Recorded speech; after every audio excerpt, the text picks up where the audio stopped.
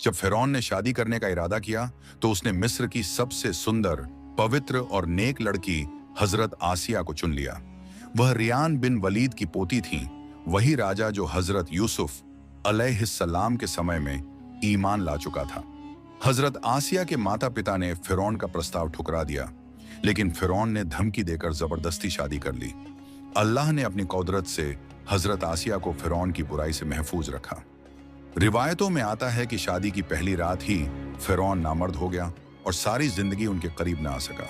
हजरत आसिया अपनी पवित्रता पर कायम रहीं और गुप्त रूप से अल्लाह पर ईमान ले आईं। जब हजरत मूसा अलैहिस्सलाम को नदी में डाल दिया गया तो अल्लाह के हुक्म से वह संदूक महल के किनारे आ लगा।